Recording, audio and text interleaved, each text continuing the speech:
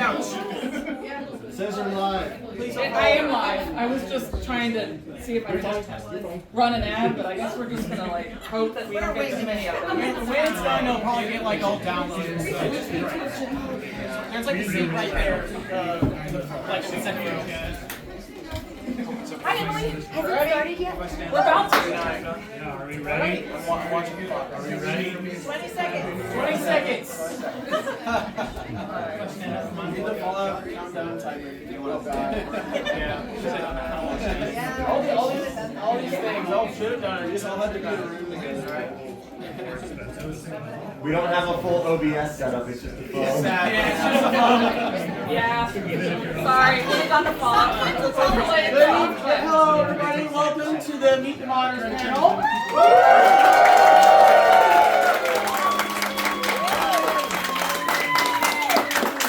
I am Zali, I am the host of this panel, and I am joined by 7 other lovely modders, talented people.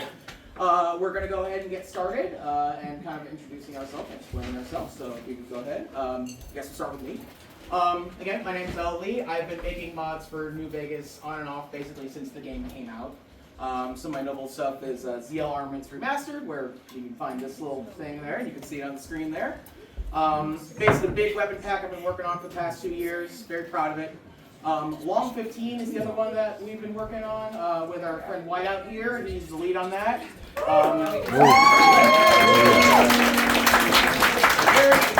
proud to be a part of that team. Very happy to be one of the lead devs. It's been an amazing experience. You're going to love it. Caliber ZL, which is for my fellow gun nuts out there. It's an ammo expansion mod.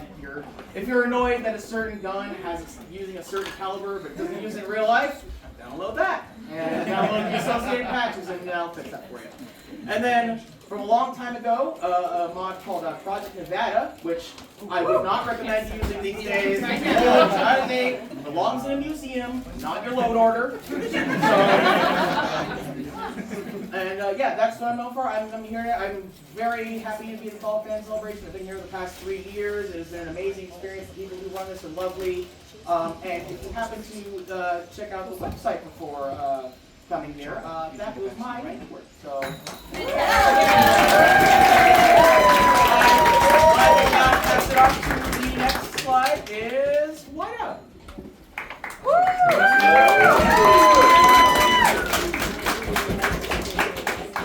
Hi y'all, I'm Whiteout or Daniel, whatever's easier. I've been also modding for quite a long time, since 2012, so I was about 13 years old, just like on the laptop, making mods, and you could tell I was 13, but not good, yeah.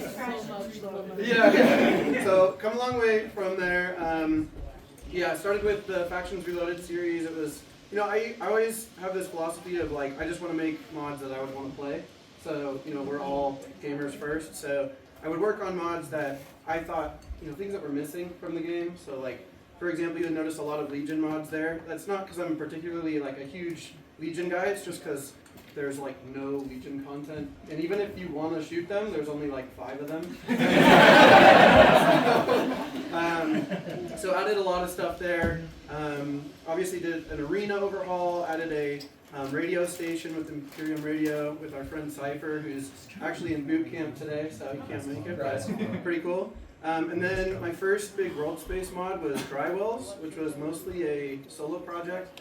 It ended up doing really well, and then I was like, let's go bigger, and let's bring the NCR into this, because that's most people's favorite, and it's what most of the game has, is NCR.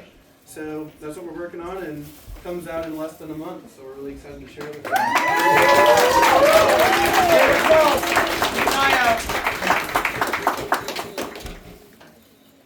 I am Sweet Six Shooter.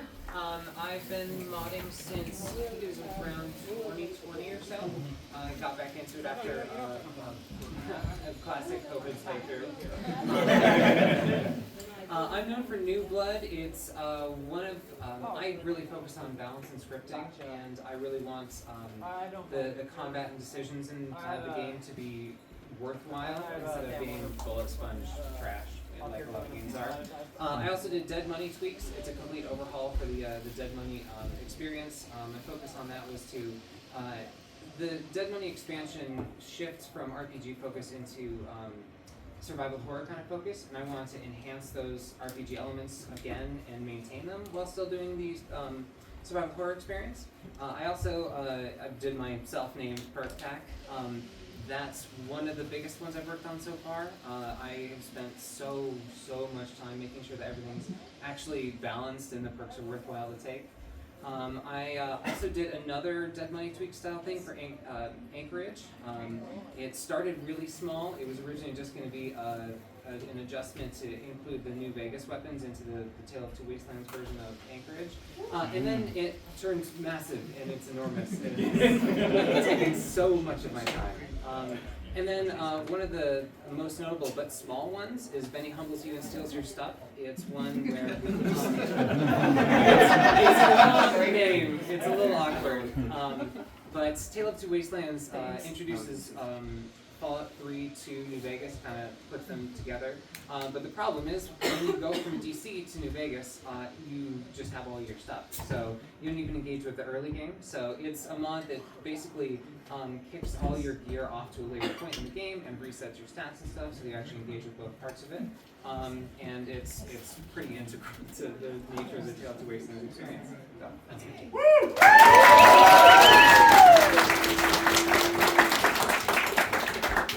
Hello, I'm Web Productions Entertainment. I go by Web online. I've been making mods for Fallout New Vegas for around 5 years now. I started out just playing through the game, and I was like, oh yeah, there's mods. Oh boy, hey, there's mods I can make. I have so many ideas.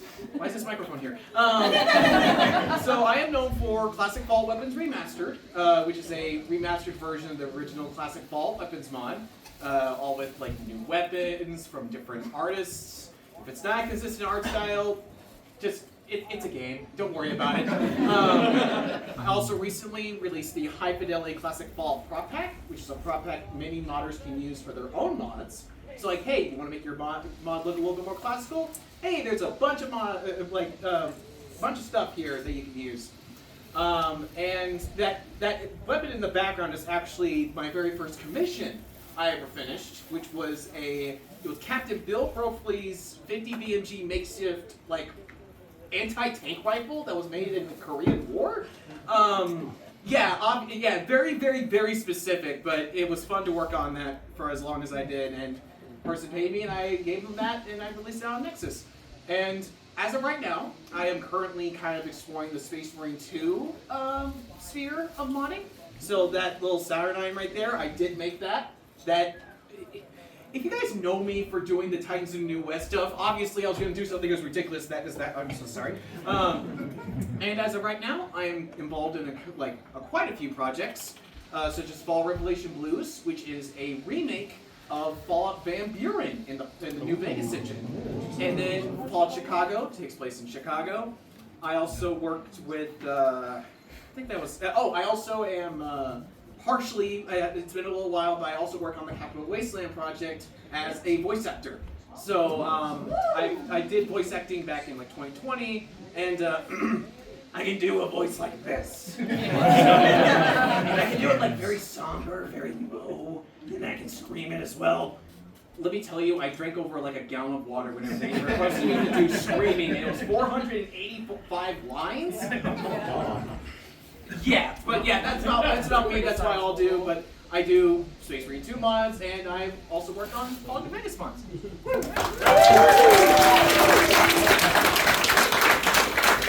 Hi guys, I'm Pig. I do stuff for Fallout 4.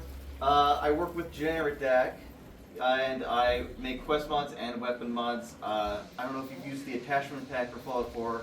It has hundreds of attachments to the vanilla weapons. We spent 3 years on it, and we lost a lot of sanity. Never been the same. And then after that, we kept joking, once we finish this, we'll just make weapon mod after weapon mod after we'll have it all down, and we have made so many. I think we're close to 100 weapon mods for Fallout 4 now. Wow. Yeah, and I also do quest mods on the side. Well, that's what I wanted to do originally, but weapons are a lot easier and faster to make than Quest.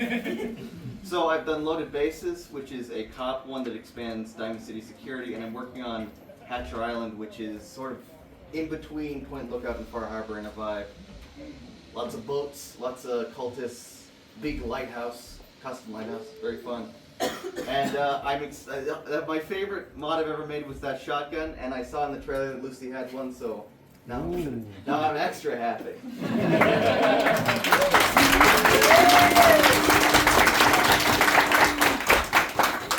Oh shit, it's me.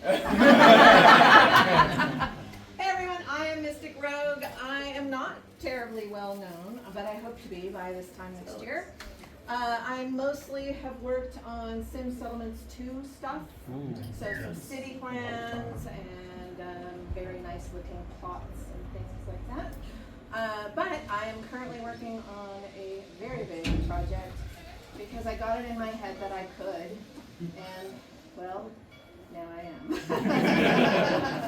So we're about a year in, and if you want to see a new release that we just did of a full quest, so you can get an idea of what Shadows of the Old World is going to be like, take a look at shadowsoftheoldworld.com, and you can see it. I have about 7 or so caps up here that has a little code on the back, so if you want to come grab one after, please feel free. And I've been modding about 3.5 years or so, and I've been working on Shadows now for about a year. And I have to tell you, I'm wearing this shirt for a reason about changing hats, because when you have, pardon me, the balls to take on a big project by yourself, you think, oh, how hard can it be? Next thing you know, like 10 hats later, you're like, okay, it's hard. And then running a team and herding cats and VAs and all of that. But I gotta tell you, it's the funnest, best thing I've ever done in my whole life. So I love my team, I love my VAs. Woo!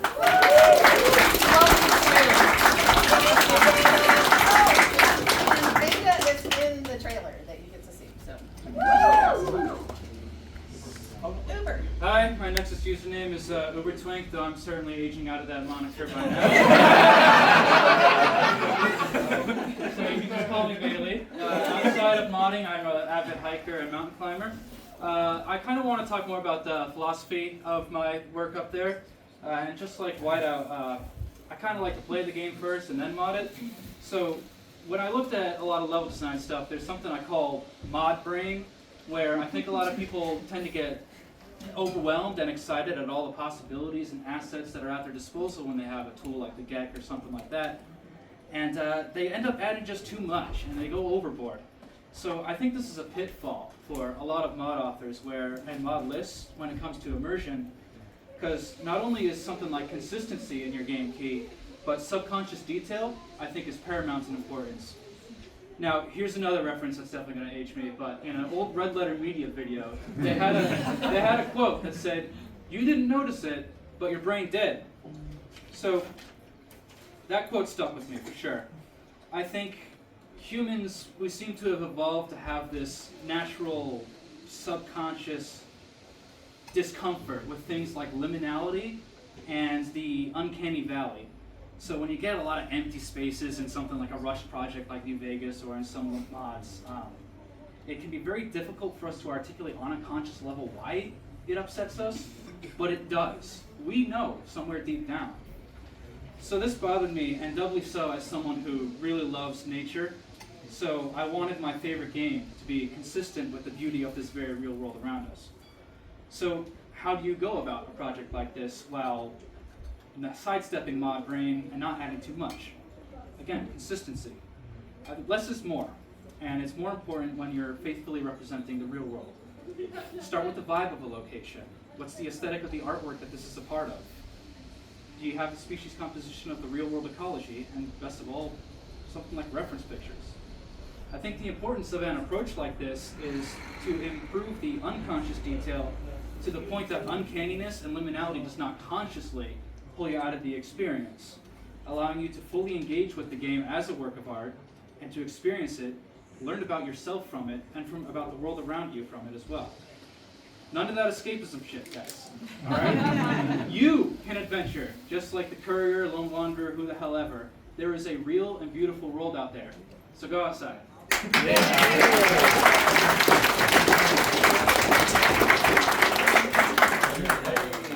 Hi, I'm Beta Phoenix, and I kind of have a messy slide. So, okay, I started modding when The Sims 2 came out. I'm old, by the way. And, you know, it's like, for me it was like an aesthetic thing, because I was like, why don't I have decorations that go with each other and stuff, so. That was how I got into it. Voice acting, I grew up with a father and a brother who just constantly made voices. So I do that when I'm just talking to people and, you know, it's just natural for me to make weird voices. So, sorry if I'm weird and you guys are like, this girl's crazy, what in the world? But I, first with the whole like Fallout modding scene, I started with Sim Settlements 2.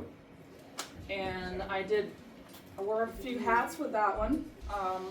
Wiki manager for a while, and voice actor, and also a person that King Goth would kind of hand things to, like mod compatibility issues to report, you know, how to report those and things like that, and also editing scripts to make sure slang's actually making sense and stuff like that.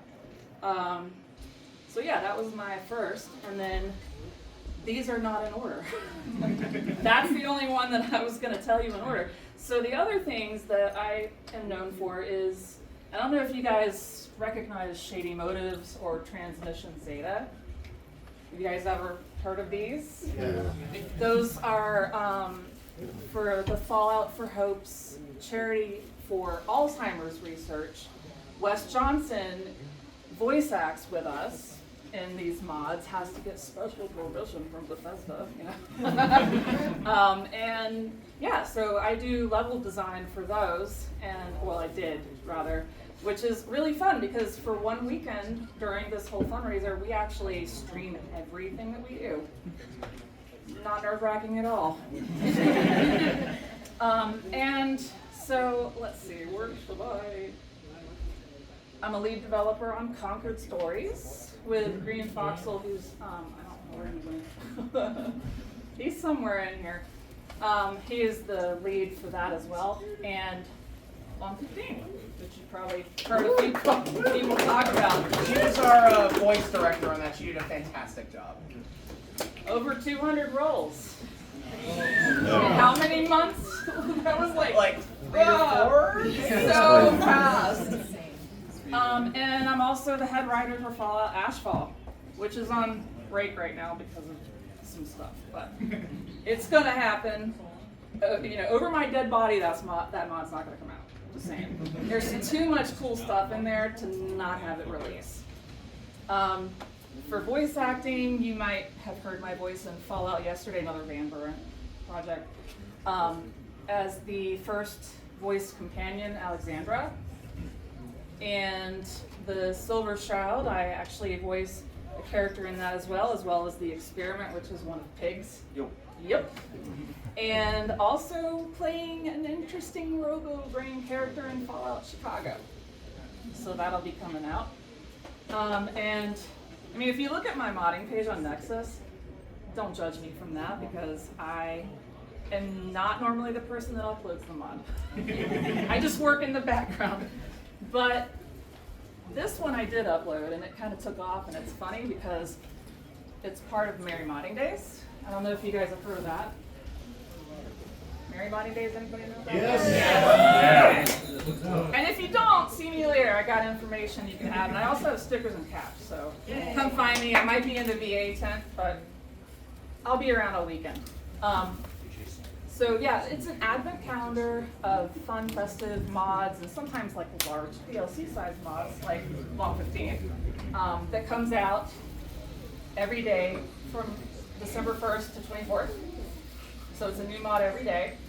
And we just got a ton of people that are submitting really awesome creative ideas just for having fun. And Ugly Christmas Sweater Vest was my first. And it's pretty funny. And there may or may not be a sequel coming out that's a little different. But yep, it's Fallout 4, so sorry about New Vegas people. I should start doing more outfits for that You too. gotta have the representation. I do a little bit of everything, so yeah.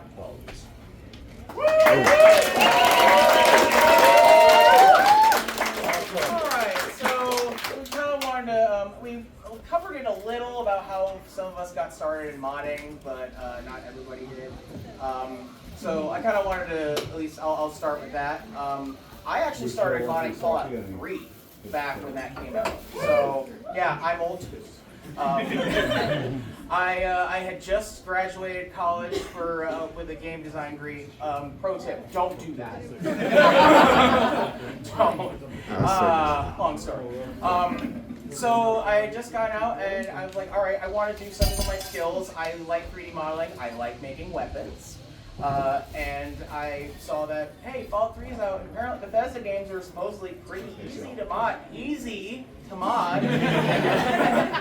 And I went through a lot of the trials and tribulations, modeling the stuff, figuring out how to get in the game, going through all the troubleshooting, why are there holes in my mesh when I import it, all that fun stuff. And eventually released my first mod for Fallout 3, I think in March of 2009. It was a SVD, a Dragunov sniper rifle. And yeah, and it kind of took off from there. And my weapon packs for Fallout 3, people who, for whatever reason, just play Fallout 3 and not TPW, those are still getting downloads today, which is crazy to me. It's like, those are like 15-year-old, 17-year-old weapons. Why are you using them? You're so much better than that. Nostalgia. You need to have all the weapons you can, like supporting them. Now networking is different with with Discord servers and everything else. Back then it was old style forums. You had Steam group chats. You had Skype chats. Skype. And yeah, it was the style of networking back then was a little different, but I was still able to get enough resources from the community to help out and figure out what to do and everything else. And ultimately, a lot of it is just finding your niche. And my niche was making weapons and putting them in, and getting people to use them, and people liked them, so I kept making them. Who wants to go? Anyone want to go next? My first mods were replacers. So hey, why is this? I'm just gonna replace this one gun with this other gun from the classic Fallout games, and then that just kind of started my entire aesthetic, because I'm just known as the classic Fallout guy, because every single one of my mods are just something from Fallout 1 or Fallout 2. I have not, and I've done one mod that was from Fallout Tactics. But besides that, my initial struggles with those early replacers was just trying to figure out the engine, just trying to figure out where am I going to go with this, what am I going to do, and then networking was just asking permissions. It was just getting a shot in the dark, hey, can I use your gun for this mod that I'm about to make? And then it's just then there was a couple situations no, yay. But as I kept on working on replacers, I invested into oh, maybe I can fix up some of these models. Fixing models, going into 3D modeling during my college degree of digital entertainment technology, which for shorthands, that's literally spanning video games, digital media, all that other sort of stuff. I learned 3D modeling, started making my own models, and my own niche was just hey, I want to make this one thing, or if someone requests it. Now, if someone actually commissions me something, I make that. And yeah, I've just been doing that as my niche for the past couple of years now. So does anybody else want to go? Similarly, a lot of mine were my baby's first mods were replacers, mostly for a game called Enderall, which is a total conversion for Skyrim. I can't recommend it enough, it's really good. But from there, similar to web, it just kind of snowballed. I started to learn how to make plugins, and then I was like, well, I like nature, and New Vegas looks like absolute dog water, so I might as well. So it just kind of snowballed from there, and you release a mod, you come back a year, you've got more skills, you update it, you release another mod. That's just kind of the trajectory mine took. got really sick of not having something that I wanted. And instead of complaining, I said, you know what, I could do this, it looks easy. We don't do things because they're hard, we do things because they look easy. Yeah. They look good. Yeah. I also saw a lot of, like a lack of good quality quest mods in Fallout 4 because there's a lot of, like New Vegas is famous for like bounties and stuff that people always still talk about, and 4 just had a lot of mediocre quest mods, nothing really stand out besides like 1 or 2. And I thought, you know, if these hacks can write, I can figure it out. And it's been working out so far. And then I met up with Dak, and then we just got, it was a nuclear reaction, us two. We made so much stuff together. And I couldn't have done it without him. He's such a great guy. And he's does all the YouTube stuff, which helps promote it and promote other people's mods too. He's great. I'll say something.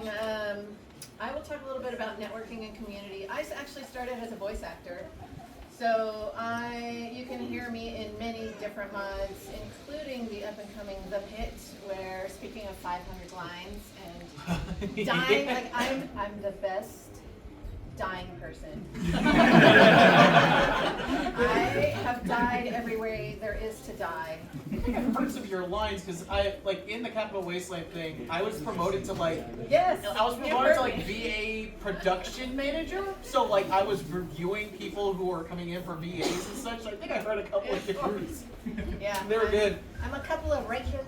Yeah, I've done a lot of mods and had a lot of fun doing that. And similar to what folks have said, I thought, how hard can it be? So 500 lines later. Yeah. That's a size. My throat is killing me. Help! I can't scream. Yeah, I just do level swap because I'm not talented enough to do anything else.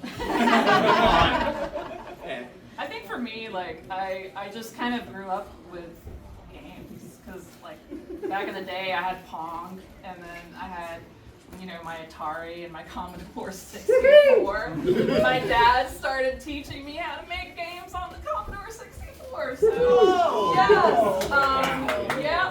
old school as heck.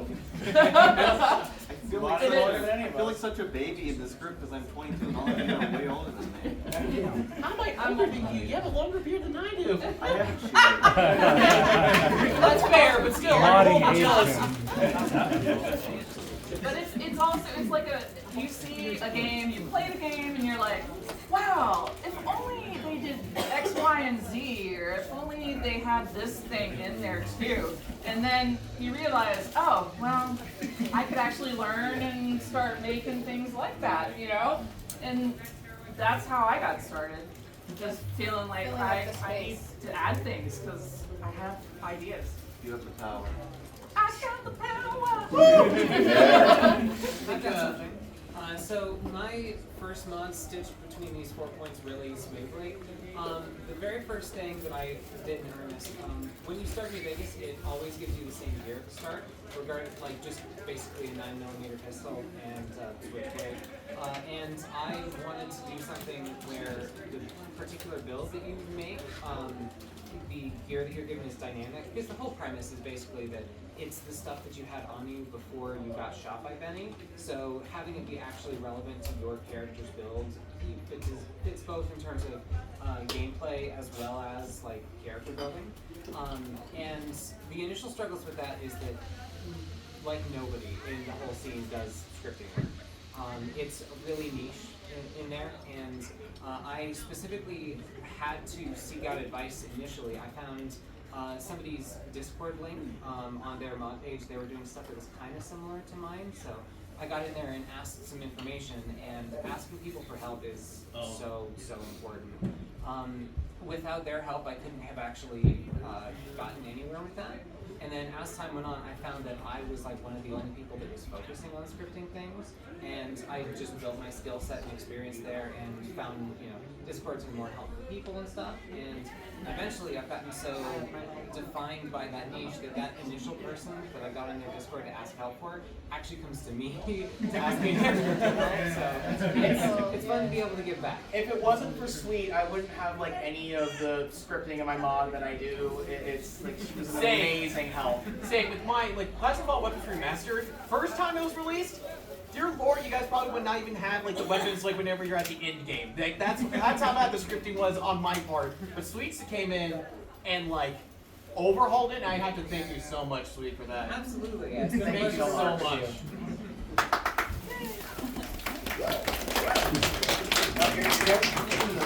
Okay. Next one. Oh, all right.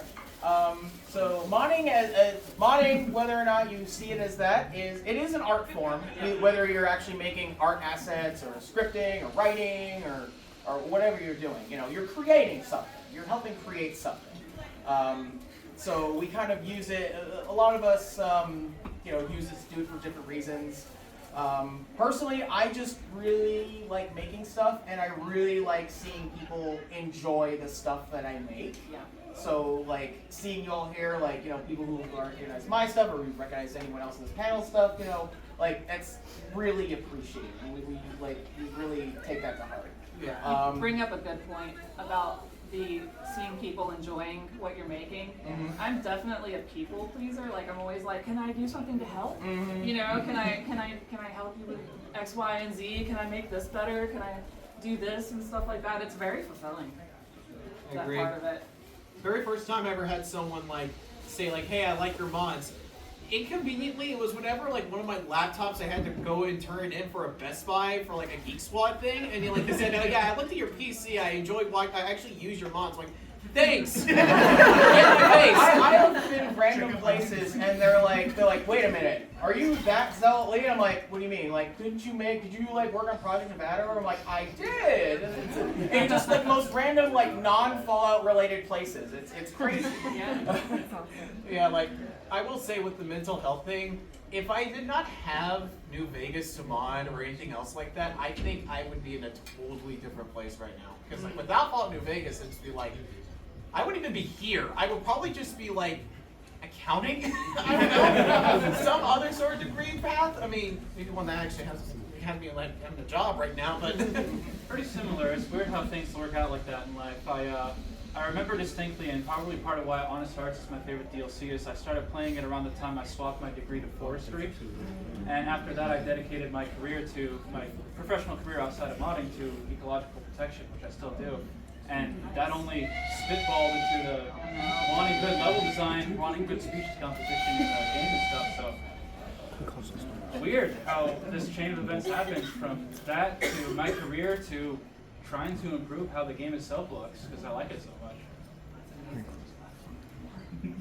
So as far as I was mentioning kind of different things we do, disciplines like asset creation is something I primarily do. Sweet does a lot of scripting. Some folks here do everything. voice acting, modeling, bits of scripting, tomfoolery, I guess. Yeah. I just throw garbage around. Dak calls me his CK monkey. That's good. You should kill him. There should definitely be more monkeys around. Sure, I want to hit on the first bullet that just disappeared. So I really like the one where it's saying how we use this to be creative. I think a lot of people who make mods are inherently really creative people, but they might not have a way to do that in their day-to-day job. A lot of us have these day jobs where we're in an Excel spreadsheet all day or something, but we have all these ideas. And I think, people say that modding some people say it's easy. The way I would reframe that is you can do anything. That doesn't mean it's easy, it is really challenging, but having the ability to tell a story and bring it to life is just, it's something that, it's a form of art that is so cool because anybody can do it, and it sounds like it's so challenging, and in a lot of ways it is, but anyone can get started on it really quickly. So I think that's one thing that makes modding really unique, is you don't have to have like a studio, you don't have to have like a whole team, you can just have your computer and a couple of YouTube tutorials. I think that's a really awesome part about modding. One thing for me, I do want to share this story because this is actually like related to that creative process. There is a modder, if you guys are familiar with the mod, The Chosen's Way, which is a Fallout 2 remake mod. One of the recent modelers for that mod, I'm gonna botch his name. I think it's Courage or C-R-U-H-A-J. I don't know how you actually pronounce that correctly. Courage. So I saw his entire modding career from like a first-person point of view. So like I was able to see like him starting out with nif bashes, and now he makes professional level 3D modeling outfit works. That is just like, it looks like it's a AAA game asset if you take it out of all Is he the one who makes the classic combat armors? Oh my god, those are my favorite armors. Classic So combat armor, good. classic metal armor. He made all of those, and I was just like, I am so proud of you as a creator, because like it's inspiring to me that like some of my things to help you out has been like improving on your own like production of being able to do all this stuff. So like that's just like my story with creative processes. Yeah, I think collaboration is so essential. I don't think I would still be I would have quit a long time ago if it wasn't for being able to jump into Discord and say, so, hey, how do you do this do you thing? know how to do this, or do you know someone who does, or please help me? It really makes the magic. So King Gaff told me once that when you find people who have the same mentality you do about your mod, treat them like family. And it really does become a family. So, yeah. Some of my voice. Enough drama in the scene already. Yeah. Oh God, yeah. let's not go there. No one mentioned the frontier, dear God. No, we are not bringing up the frontier. Maybe ask that guy. Actually, or turned down attempts to level design. I was sad, but King Gaff couldn't be here, but he wanted to be. Oh yeah. So yeah, he's just done so many trips this year that he can't do this one, but he's like, maybe next year I hope you show up there. So earlier, Mystic brought up a point about wearing a lot of hats.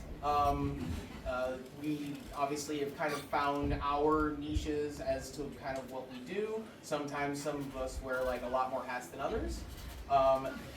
Experimenting with kind of what you want to do. Like if you say you start with like, oh, I want to like see if I can do this, and so you need to find out, okay, well I need to do a script, and I need to make a model, or I need to get somebody to make a model. Whatever you have the most fun doing is really important. Like I love making like models and weapons and stuff like that. I mean, weapons can be a lot of work. It takes like about 3 weeks to a month from start to finish for a full complete weapon, assuming I'm working on it, like including a full-time job working through it.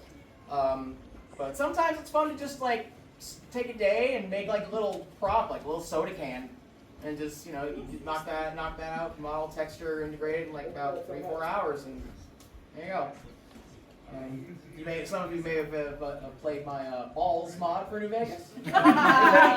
Ball drink. Yes, the drink. If any of you played Brotherhood of Steel, they replaced That's gonna be a clip. Coca-Cola with the very real energy soda balls. BAWLS. Wasn't it also like a sponsor for like the Paul Brotherhood of Steel? No, that's what I mean. Yeah, it was a sponsor and they replaced Nuka-Cola. In Long 15, we're bringing it back. We are, yeah. and only because someone from the Independent Fallout Wiki team had went to Baker, where Long 15 takes place, and gotten balls from the Alien Fresh Jerky store. It's the same thing. You can find it in the mod at the Zayden Jerky store. That's funny. That's good. So in terms of focusing on a strength, and as well as experimenting. I looked at Blender for the first time and thought, no. I don't like all these buttons, it's not happening. I don't do asset creation. I've modified some textures in some cases, but ultimately I'm in there in doing the scripting because it, as much as it's a little bit oblique to get into in the first place, it is pretty satisfying to learn. You can make the game do really fancy stuff once you're actually accustomed to it. So I've found that it's perfectly fine to just pick like one specific niche. I like to do like implementation of stuff, especially in terms of scripting and such. One of the first projects I worked on, Anchorage, it was originally entitled Anchorage Gear Expansion, but I changed it to Gameplay Expansion because it started with just taking the New Vegas weapons and integrating them into that Fallout experience via Tale of Two Wastelands. But then at first it was, okay, well, if the player has all these new guns, the enemies should also have the new guns too, and it just spiraled into, all right, well, what if we added a new armor for them? What assets are available? Got permission to use those things. Okay, well, what about new weapons, new creature types? And it just built up into this massive, massive thing. But personally, I don't do much in terms of creation. In particular, I focus on making an experience that engages with all of the different parts of the RPG system, so that all the players' choices matter. And in a lot of ways, it's important to work with other people's tools, like ZL's weapons and things like that, because they add new focal points, and I can add the joints in there where things move around. She was greatly helpful with like modernizing. One of my weapons is an ACR. If anybody played Modern Warfare 2, you know what that is. The real life version of it, and this is also the Fallout 3 version, has a swappable barrel and essentially receiver. So you can, like in the field, carry multiple, like if you run out of a certain ammo, you can, on the fly in the field, convert it to another ammo type. So I thought that was amazing, and I wanted to have that. I did it for Fallout 3 initially with the scripting that was, and I showed that to her, and she's like, what is this? Like, this is horrible. So with her expertise, we really like just modernized it and streamlined it and just made it so much better. It took a lot of work. Making something as complicated as that, I learned a lot during that process that I have applied to a lot of other cases since then. So as much as like I'm not particularly into that specific gun personally, but working with her on that project did really help expand my skill set, so it was a really valuable experience. I gotta concur with a lot of Sweet's points. I think that it's good to recognize your strengths, but also to try to stick to them. I talked earlier about mod brain, where some people add a little too much and it gets uncanny. I think that can be something that leads to it if you try to do too much and maybe you just don't have enough experience or talent there. But collaboration with other creators is something that can really beautifully mitigate this. And as ZL and Sweet just mentioned too, with that ACR example, once you have the knowledge or you work through the process with other people too, that knowledge snowballs into you being able to make better and better creations down the road. Absolutely. And I should take that advice myself. I'm listening going, oh shit. Yeah, I know, I'm the kind of person, well, severely ADHD, autistic, but scatterbrained. And I want to do everything, I want to know everything, Oh, I and want you to know mod everybody, you know. But prerequisite. at the same time, yeah, I'm definitely finding that I think probably the most valuable place that I'm in is probably the voice acting realm.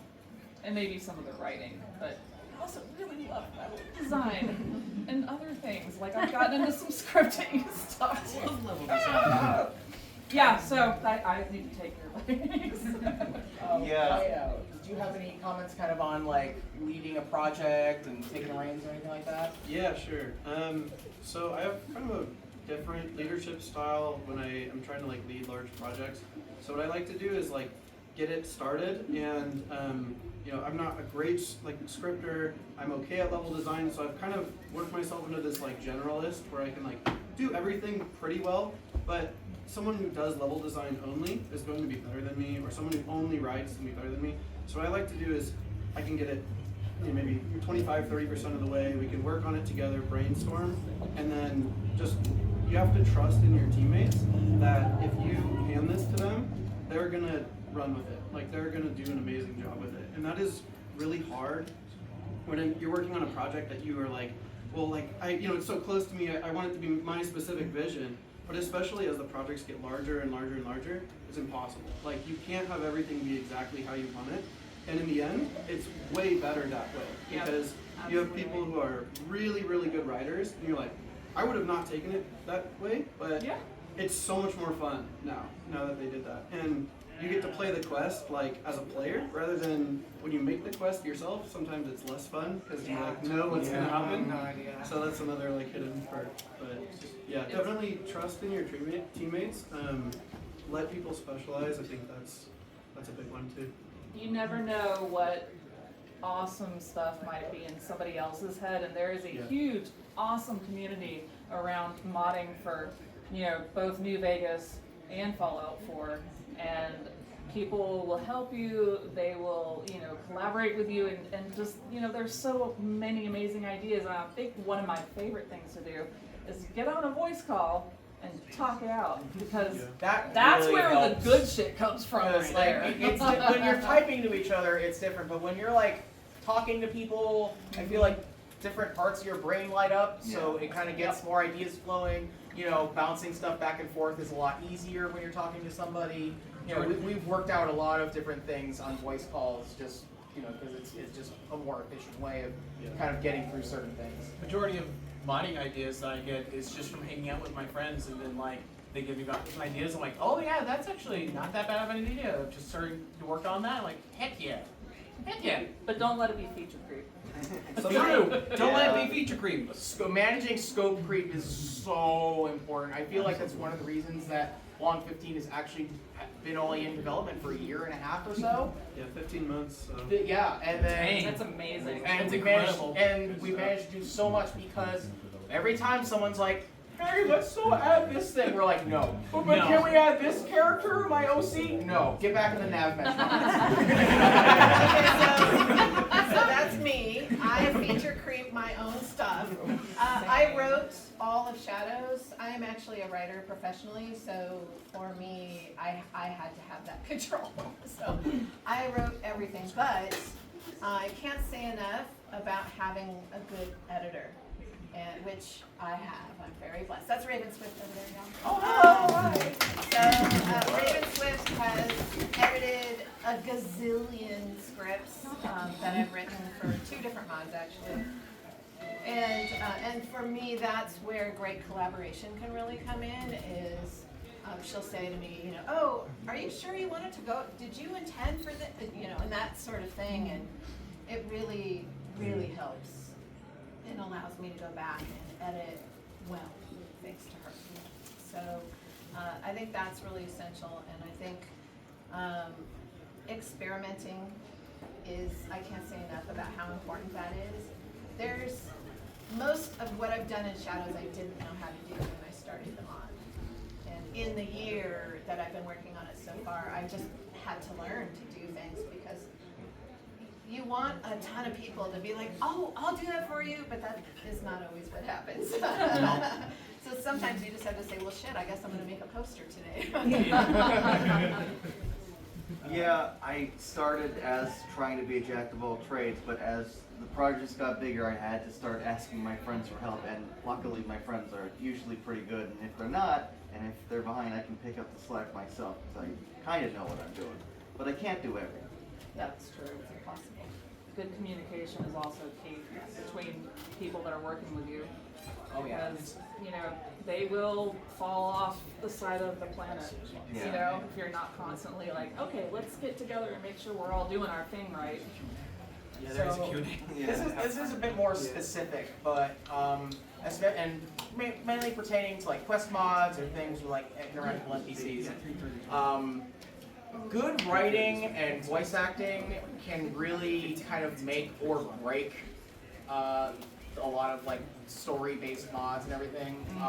It's the life of it. It really is. Like in Long 15, we went through great lengths and thousands of auditions to make sure we picked the right voices for the right characters, that they were good enough, that their audio quality was good enough.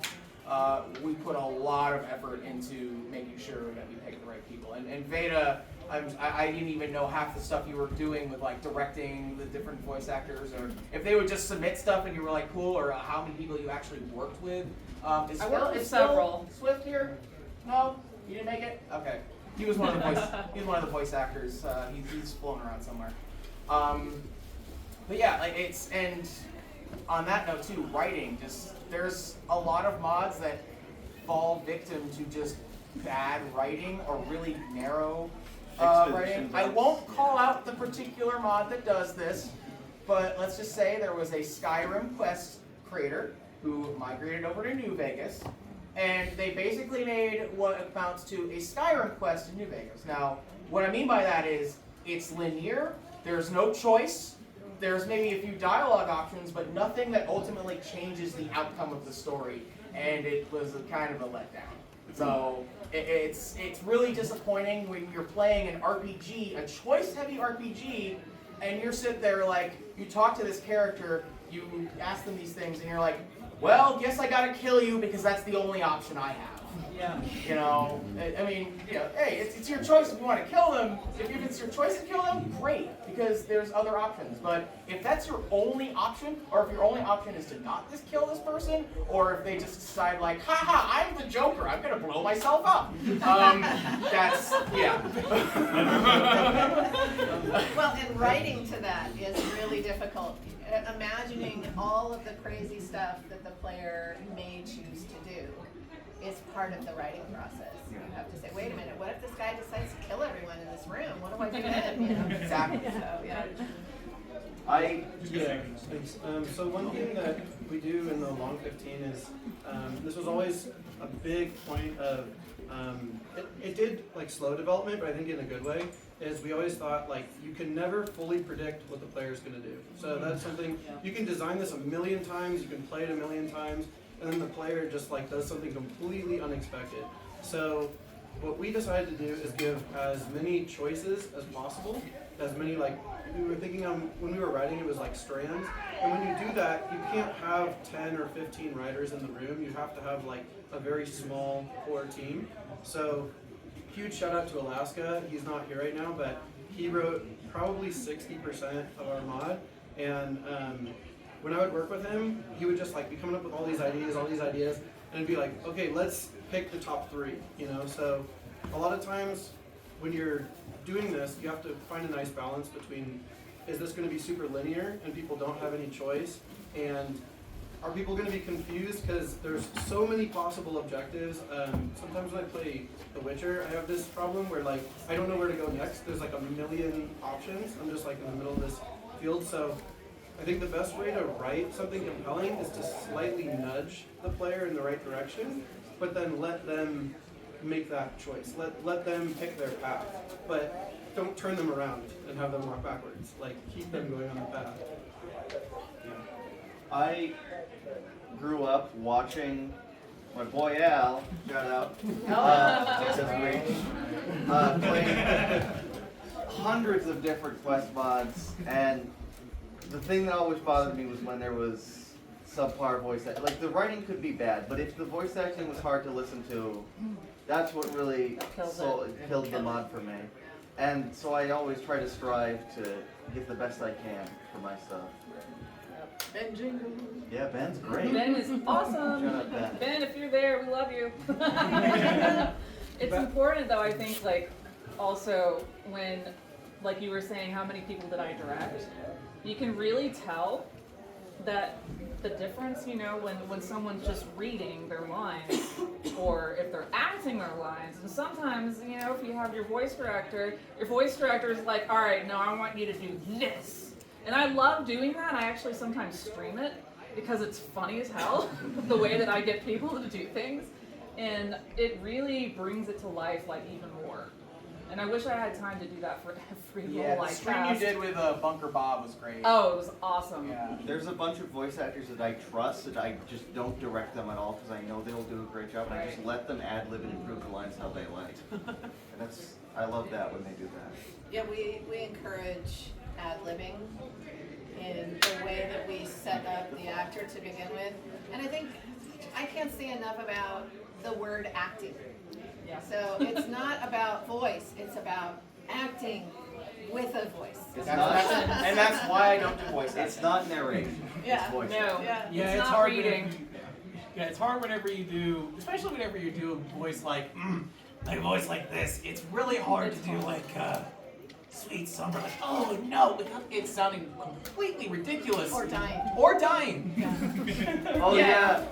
Go as like someone who goes through the voice acting lines. I've had to listen to so many people go, ooh, oh, I love doing those. it's so funny There's every a term time. for that, right? What's the term? There's a term for that type of like specific, like when a voice actor has to do that stuff. I can't think of the term, but I know. There's a term. Yes, There is a term. There is a Yeah. Sure, there's a term for so many things. We believe this is I think They- voice actors are so creative too. Like we had, I know y'all mentioned Phil. Huge shout out to Phil. He's an awesome voice actor. So one of the really creative things he did that made his auditions stand out from everyone else is we have this character who has like a broken jaw in the game, and so people would kind of give this weird voice, but he stuck a pen cap in the side of his mouth, so it literally sounded like he had a broken jaw, and it just Wow. sounded so authentic that way, So creative. rather than putting on a voice or anything like that. I just thought that was so creative. The voice acting community It is. stuff, you know, and that's just one example. You know, they do things that you just wouldn't even think of. They're so awesome. There's so much going on in here. You know, when you want to try to get yourself not just like thinking of the character, but you actually want to like be the character and really know their backstory. If you get a role and you don't have a backstory, you should write one.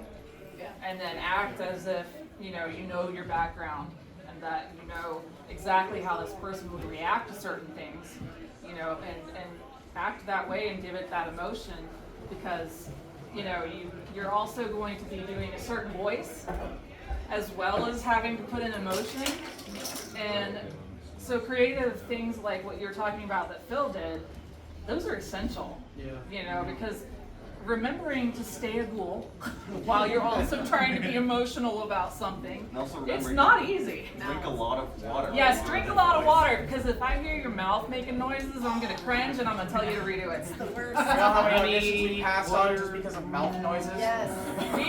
Yeah, and also, if you're in a room with a loud computer, Oh boy. don't record there. Oh, I've yeah. been, closets. Closets are the best place Closets. to actually Blankets record. over your head, it gets really Yes. hot. But I actually record on this little iPad here with Logic Pro, and it's silent. So, kind of one of the final talking subjects I want to move on to is again mental health and burnout. A lot of modders, they kind of get, I guess, lost in the sauce of everything. They get really intense and really into it and just feel like they need to do this, they need to do that, and they work themselves out, they burn themselves out. And that can either lead to just them quietly quitting a project or abandoning it, or to a full-blown crash out on social media, deleting everything off of the Nexus. It happens more than you think. yeah. And it's sad to see because especially when people feel like they for whatever get into their head that their work like isn't worth anyone's time or whatever, and a lot of times it is. So managing your health and taking breaks when you need to is really, really important. Just like making modding your joy, not your job. Joyless, obligatory burden. And sometimes modding becomes that for people. And you know, if it's not making you happy, or if you're not like you don't have any great ideas, or you try to force something, just take a break. Play the game. Yeah. yeah. Modders have a problem of the modding curse. We only go in there to test stuff, and we never actually play the game. I'll say some points on that. First off, with the game, I've never finished Fallout New Vegas. I started making mods for Fallout New Vegas, and I never finished it. But yeah, like burnout is a real thing, especially for me. Like at the moment, I'm currently like managing when I mod and when I do creative stuff. Because at the moment, I am searching for jobs. So doing that in the industry, especially in my sense where I'm looking for QA jobs as well as 3D modeling jobs, that can be pretty stressful, and then if I continuously work on a mod for a long time, I get burnout. Hence example, when I was in like one of my summer sessions for college course, I worked on mods for like the first couple of months, like the first couple of weeks, then I moved, and then I did a online college course. I felt like I never got a single bit of rest during that summer, and I went back into my next semester of college, and it was miserable. Yeah. So since then, I have kind of taken a tone of like what I need to do for my work, what I need to like everything. I've just been making sure like I'm gonna work on this for this long. If I start feeling burnout, I'm gonna stop, and I'm just gonna play something on one of my other consoles, and then either that or just lay on my bed because my hand might be exhausted from making 3D models. I'm the mother of 3 wired differently children, one of whom is profoundly autistic and needs constant supervision. So when you're dealing with things like that, and then also if you end up stressing out over the thing that you do to escape it at the same time, it's a huge head. It comes to a head, and then it ends up just kind of like blowing up in your face, and then you just can't do anything. And I've been there a few times recently too. In terms of burden, we've talked about scope creep in this a lot. There's something that's really important to factor in, especially on big projects. The more your scope increases, the more the maintenance burden there is. Because you're having to go back and fix bugs on things, make sure the content is still up to your current standards. So the more you let things spiral, the more you're going to have to, you lose the effectiveness of your ongoing time because of how much you have to handle previously. And I ran into a case where when I started, it was in the middle of COVID, so I had all the time in the world to creep my scope as far as it could go. And then now when I come back to older projects and there's improvements I have to make because my skills have improved, it can sink weeks of free time into it. Just to especially if it's an early project, you have to redo things from the base level so you can structure them to be easier to maintain later on. So it's really easy for small additions to a project to really add to the burden. One thing that I would add as well is when you're working in a big group, make sure the people adding to the scope are also the people willing to work on that, because we have a term, for some folks, like idea guys, like people who have a lot of ideas but have never made mods before. And that can be really helpful sometimes, especially during the brainstorming phase. But when you get towards the finish line that's already set, it's really hard to not, have these ideas keep coming up. Well, let's add this. Let's add this. At some point, you have to say we're done. It's completed, and we're going to send this out. And if we want to add something later, maybe in an update, sure. But I think one thing when it comes to burnout is, if you have too many people saying, well, can you add this, can you add this, can you add this, you have to make sure that they're willing to help you implement that, or all that load is going to go on one or maybe 2 people. So you have to spread the load on a team. It really is another job. So especially when you're doing a big project, it's another full-time job. So now you're working 2 full-time jobs, and that can really tear you down pretty quickly. And so now I make sure I stream on Wednesdays. That's sort of my, if all else fails, I'm streaming once a week, which for me doesn't feel like a job. I get to play the game and have fun, talk to friends and all of that stuff. So, and I've been getting better at it, but it's I know Reagan's smiling at me like, sure you are. And I'm the worst at feature creeping. I'm constantly going, oh, you know what else we could do? How about we do this? And Reagan's like, are you sure you want to do that? Nay. DL. Yes. Creator of Daria is in the chat. Oh, yeah. Well, I was gonna say, He's honored, by the way. That I you're in am. that My character. cosplay is a modded companion called Daria Duval. She's a female powder ganger, and he's been very honored to have me as. Ooh, hold on. Oh no. Cut off. Go me trying to show off. Yeah, I am a klutz and I just proved it. Thank you, Potato Hedgehog. You're great. Oh yeah, and we have a we released this last week, but we wanted to show you for you in person the trailer for the upcoming mod, Long 15, that a few of us have worked on. So go ahead and hit it. When I'm back on top in June. That's life. Did the power just go out? It's been kind of flippy. Oh, audio's not playing. Oh no! He's singing, I promise it's really good. No, it's dry over here. Yeah, that's Hold on. Give Give me a second. Of course, the one time we have. But Hold on. still better than E3 goes. We're still around. All right, here we go. Take 2. Okay. And no audio. Well, we fine. Go watch it on YouTube. It's literally, if you search Long 15 YouTube, it should be the first thing that comes up. So.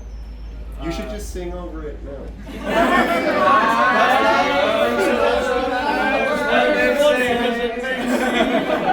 There's a guy talking right now. Yeah.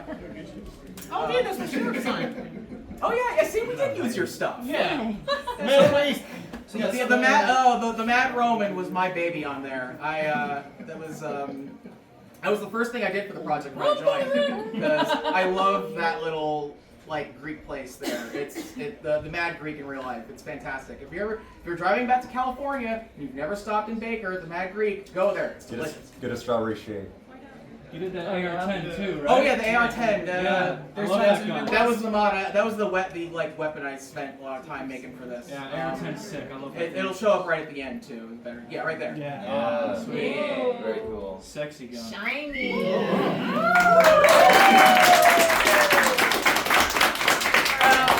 And now we are taking questions both in person and from our chat. If anyone in the audience would like to ask us anything, now is the time. We've got about 25 minutes or so go for it, yeah. Yeah, I want to ask a question for Sweet and anybody else who writes scripting. Did you know how to code before you started modding, or did you learn to code Absolutely not. I didn't know anything at all. Working off of working with other people is really important. And I just had to look at other people's stuff to see how they did things, because the people that you can find that are into scripting are a little bit hard to find sometimes. They're scattered in different discords, and I really appreciate the Tale of Two Wastelands group for making the wiki that we have that actually defines a lot of the scripting functions, but it's a lot of mimicry, and one of the number one things I would say, I'm terrible hypocrite about this, comment your code, just both for your own sake and for other people's, because like sometimes you'll come back to something 9 months later, like, why did I do this? What idiot wrote And what is it doing? Why does it break when I move this? Yeah. And if you comment, then other people can look at it and go, oh, this actually makes sense. I'm also thankful for the unofficial Skyrim wiki. They hosted a whole scripting for Fallout 4 and Skyrim wiki and it's great. The Christian Git wiki. Very thankful for that. That helps a lot.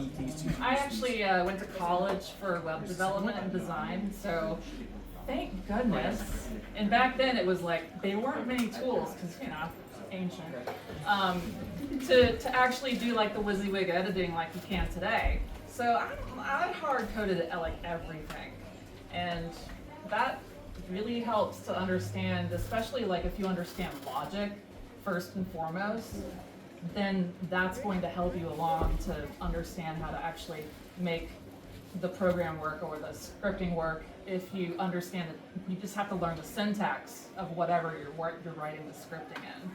I also want to shout out BP42, who remade Karma and Reputation for Fallout 4. Whenever I have any scripting questions, I just talk to him and he's a genius.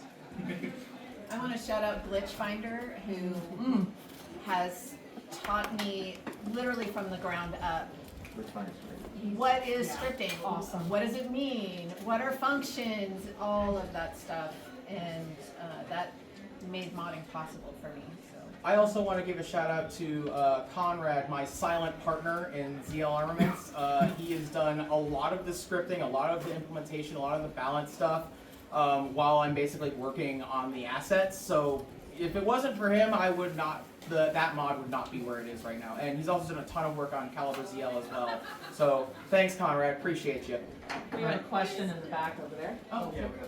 Oh, I'm going for him. You. Less of a question, more. You were looking for the voice acting term. It's efforts. Efforts. Thank you. Thank you. My question goes to Whiteout, but I guess it goes for the rest of you. In the recent wake of things like the Fallout 4 Anniversary Edition, as well as things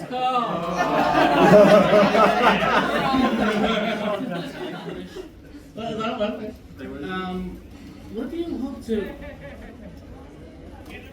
Do you seek a more professional stance of progression on your modding career, as in a future game developer, or like even working at Bethesda or similar game studios, or with things like AI and all, monetization of mods? Like, would you prefer to be an independent?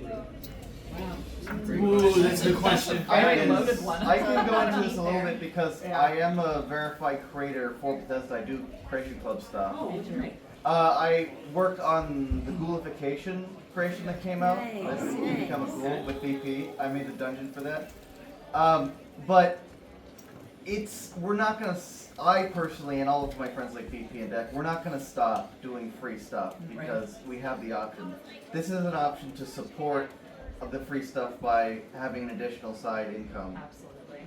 And I really am supportive of Bethesda because they're talking to us and giving us the information, and they have said no AI in any Creation Club stuff ever.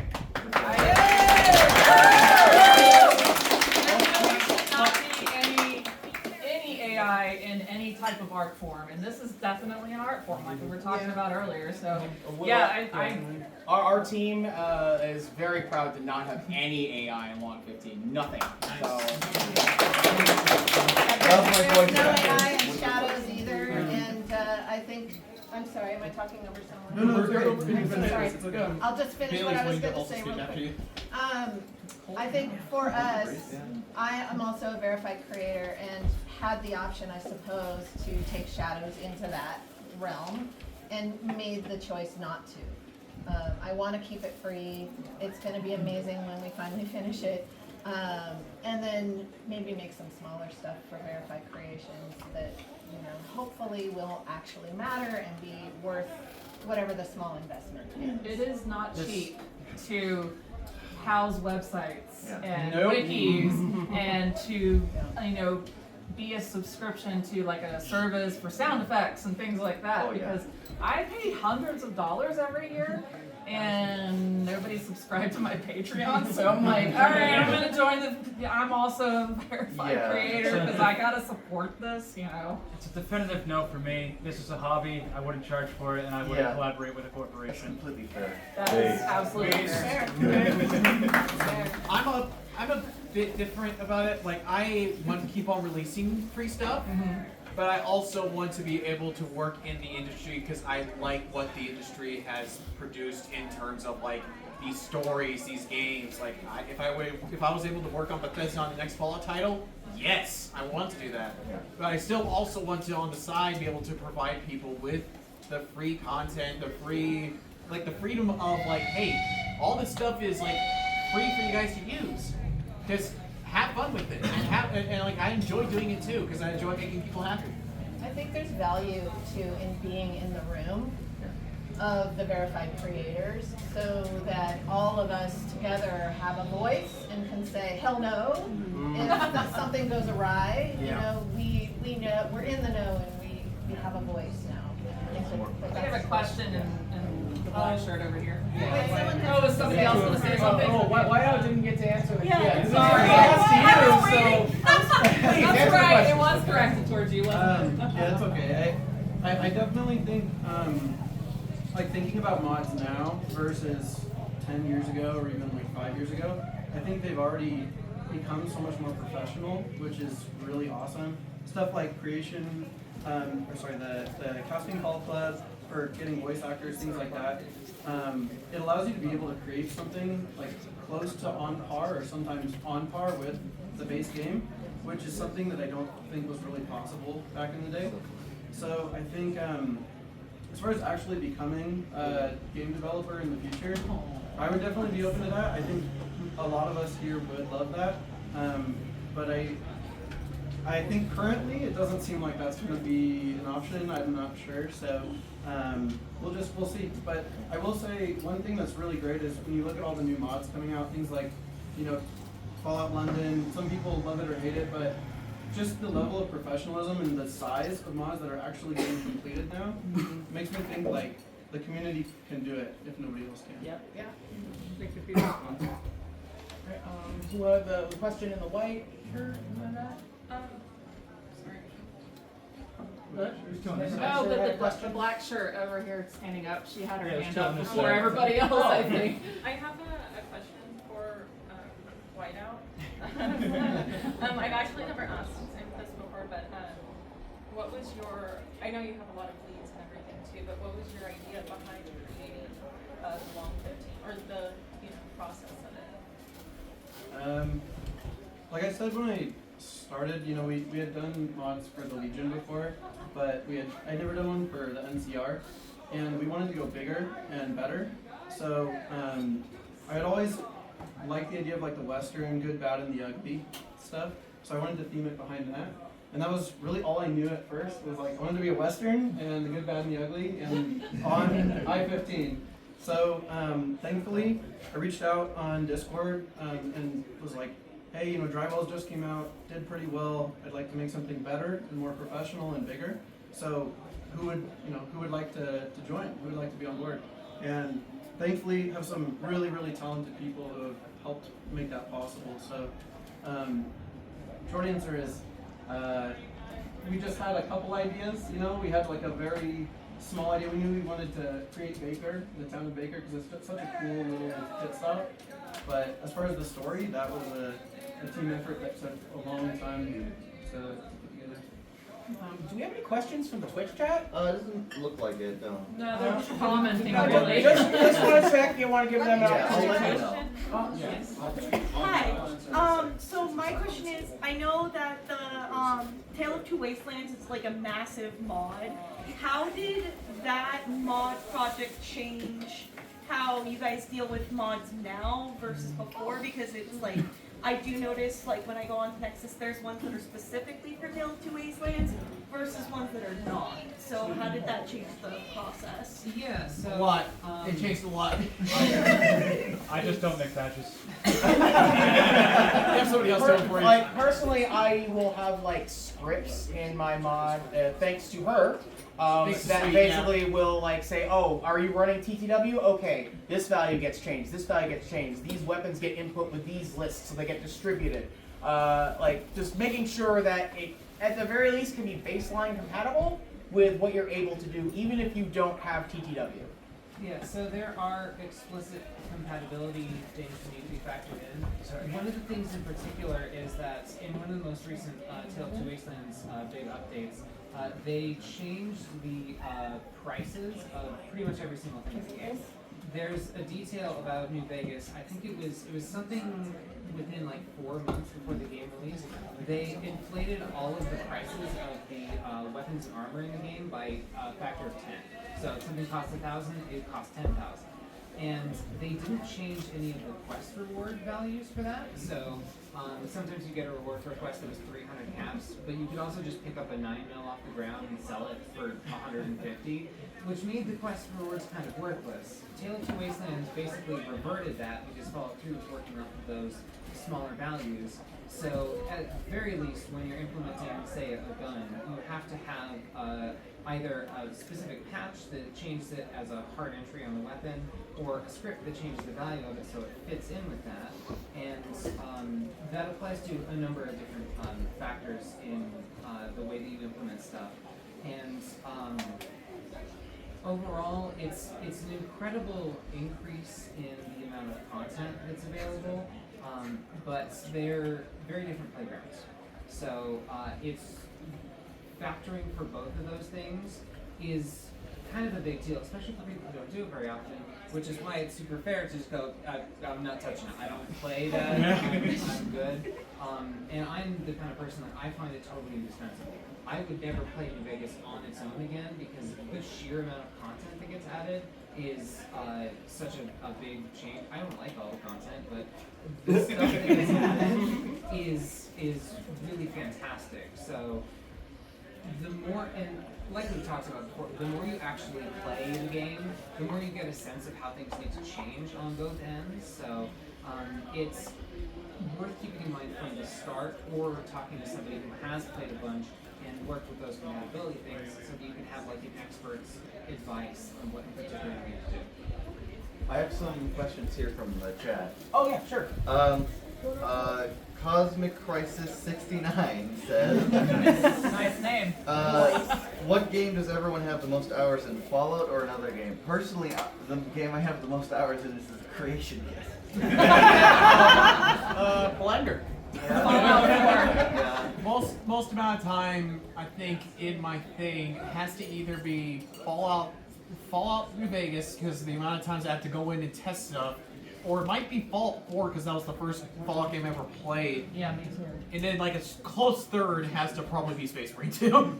I love that game too much. I have a lot of hours in Cyberpunk as well. Yeah. But both games about the main protagonist getting shot in the head. Wait, really? Yes. You started off in Cyberpunk? Spoilers. What? Well, that much was spoiler. I was just like, what? Either New Vegas or we Witcher have a 3. question from the audience. So as someone who recently got into Fallout 4 modding myself, I was wondering what sort of resources there were available to reach out to modders, sort of like connect with that community. Discord, absolutely. Yeah, absolutely. You're Discord. always welcome in my channel. Come Yeah, on can we in. drop some names of Discords? Yeah, When I was trying to get into Fallout 4 modding, I had a tough time actually. We gotta be careful about what Discords are recommending. There's a collective modding That's what I was Discord. gonna say. Yeah. Collective That's a modding. giant one. Yeah, collective modding. Sorry, just had a quick, what are you trying to make? My day job is a software engineer, so I'm actually approaching it from the scripting side, trying to figure out like. You do like a job?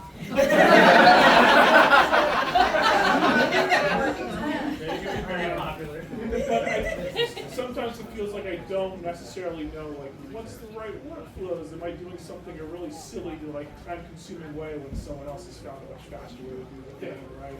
Like I find I spend a lot of hours just launching the game over and over and over again. Like, it just feels like it takes a long time. Okay, am I doing this like very Here's a hot tip. Some stuff like stays in a save, is baked into a save, so you can open the console and main menu and COC into a location, and that helps because there's no save for that. Oh yeah, Does Fallout 4 have like a hot reload? Because in New Vegas you have a hot reload mod where you can change a script and it'll change live. You don't have to relaunch the game. I'm not sure. That would be awesome. I really need to start using I that.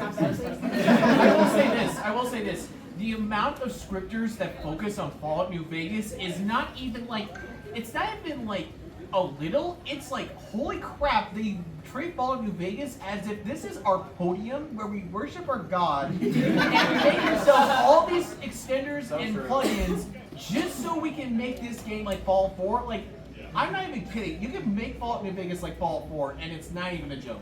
Mm-hmm. It's not even a joke. And then Fallout 4 and Fallout 3 do not even have that much scripting stuff. They really don't.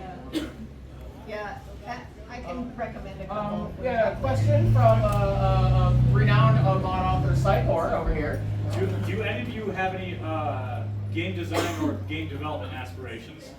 I would love to be in the industry if it wasn't in a hole of despair right now. Yeah. Well, that's why you should fix it, honestly. I mean, hey, be the change you want to see in the world, but nobody wants to pay for that change. It's a little hard. I think if I were to actually get into that, if I were to actually get into the industry, I would prefer to maybe form something independently with the people that I'm already working with. Yeah, like Ideally, I would like to work for like a AAA studio or indie studio rather than kind of the big, or AA, not AAA. Yeah, AAA I was is wondering kind of why like you- a meat grinder. People go in there, 5 years later they come out never wanting to be in game ever again. I don't want that. That's a whole nother level of burnout that I do not want to touch with a 10-foot pole. Definitely an indie. Well, I might That might be interesting. We've got some more questions from the chat. All right, what we got? No for me.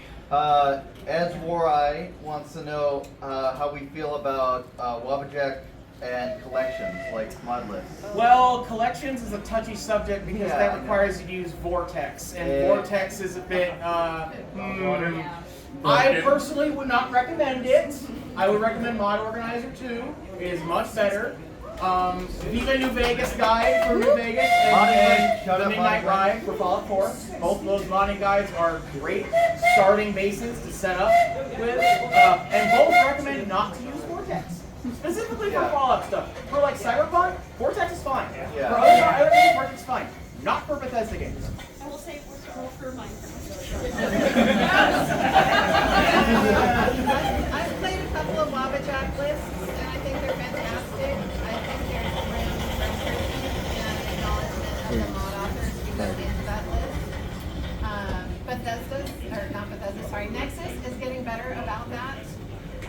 But now if you go to my mod page, for example, you can see what collections it's in. Yes. I hope that that will start to change for Wabbajack as well. I can't believe that my mod's in Sex Out 4. That's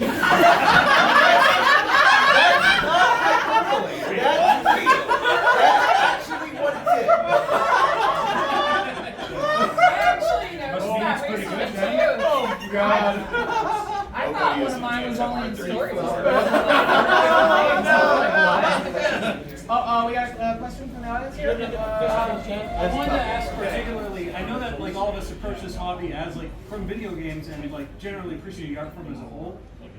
Do any of you have like games that you want to call out as like games that particularly are inspirational to you or like were like Oh, the audio's bad. I've got one that actually isn't even necessarily a video game. I spend a lot of time playing Magic the Gathering, and after having made an enormous amount of decks and looked at a ton of cards, I've come to appreciate keeping things simple. Because especially in like an RPG like New Vegas and stuff, it feels like you want everything to touch every system, but that can overcomplicate things, and then players either just ignore large parts of what you implement, or they just don't have a sense of what they can actually interact with in it. And if you just have a couple of individual fulcrums, like one or two mechanics, these things, this one thing touches one thing, people can pick things that they focus on. Because I found like on a Magic card, if you've got too much text, people are just, I'm not reading that, whatever, I know that. We got time for a few more questions. We also have some from the chat. Yeah. Okay. Look, can we do the chat one first? Yeah, I think. We'll go back to you. We'll get back to you. We'll get the chat one first. Cell Block Psycho. Hey! Wish you were here, buddy. He said earlier, do you think if I left now I could make it in time? Maybe for tomorrow. We missed you, man. He asks, do any of you think you'll ever reach a point or have gotten close to where you would want to move on from modding Fallout? I'm trying so hard. Maybe if I get hired by a game dev studio. I'm actually in the process of like, I'm not abandoning Fallout New Vegas or Fallout 3 modding, but I've started getting into Space Marine 3 modding. So that is kind of my priority at the moment. I mean, it's different games that you prioritize on, and it's all that sort of fun. I still go back to New Vegas and make some mods, and someone commissioned me recently to make a Followers of the Children of Cathedral robe that I'm hoping to overhaul. I'm already at the point where I play any other game and I'm like, wow, this is so much better than New Vegas guys. So I'm like the rabbit with the clock game with New Vegas right now. You mean I don't need to install 200 mods to make it not crash? At least you can do that now. Your question, sir. I have a question about dialogue. I'm curious how you guys set dialogue standards for both when it's recorded and then after the recording you go to editing before implementation. How we set standards? Like, What do you mean by standards? Yeah. In terms of like, I mean, in terms of noise floor and level and Oh. mixing and things like that. Yeah, so we process our audio, and some folks have the wonderful thing of actually having an audio engineer. I do my own. I know Veda does audio, I can speak audio engineering as well. And we just set levels. There's a really great blog page, if you ever want to know what it is. Yeah. You can hit me up, I'll send it to you. Sure. Are you asking like, you know, when they bring in their dialogue, like how do we decide like what the takes Yeah, I'm are kinda and all that curious. kind of stuff? Or, because I mean, it's typically, you know, we get them to do different ways and then at least 3 takes of every line. And I will go through and listen after post-processing, because if you have it all in one big file, you do your noise canceling and all of that post-processing one time. Yeah. And then you go in and you clip out your takes and sometimes slice and dice them. Yeah. Because sometimes I like the way somebody says one word better than others. Yeah. I So, have copy paste. 2 windows of Audacity open at once. And I have the entire like hour-long voice recording here, and I cut out here and I put it here and then I save it to a folder. Yeah. We have time. It's a probably long process that I for- can't tell you all about. We probably have time for one more quick question. Does anyone have anything else they want to ask? Over there? As someone who's made a couple of mods myself, and instead of like doing a larger scale thing, how would you like recommend I do that? Start small. Join a team. Join a team. Yeah, join a team. How large are you thinking? Like a DLC or like a game replacer? Not like just like a simple or like just a quest line. Oh, okay. Start with a small quest. Just start 1 foot in Yeah. front of the other. That's what I'm Yeah. Or replace her. Yeah. Make A another simple file up. quest. Hey, go get me this thing. You make a dungeon with a thing in it. You bring it back to the NPC. There's You a know? really good YouTube channel, and a lot of the videos are older, but it's Seddon, S-E-D-D-O-N. Yeah, Seedon. And Seddon, and Seddon, Oh, he he's has awesome. a lot of tutorials on how to do things. And you know, the Gek Wiki is great because you can, you know, see it, but actually watching it on a video step by step how you do it and follow it along, it's different. It's a lot easier to follow those tutorials that way. So if you have like no experience with that, that would be a great place to start. Yeah. All right. King Well, Gaff tutorials too. Oh, There's a yeah. lot of tutorials. I made out a there. couple. yeah. Seven's video helped me make a door the other day. Yeah. Well, everyone, that was Meet the Modders. Thank you all for coming. Thank you all for New Vegas and 4. If you want to just talk wherever after, we'll be outside. And if those of you here, be sure to stay tuned. We're going to have a speed run next from my good friend Zell.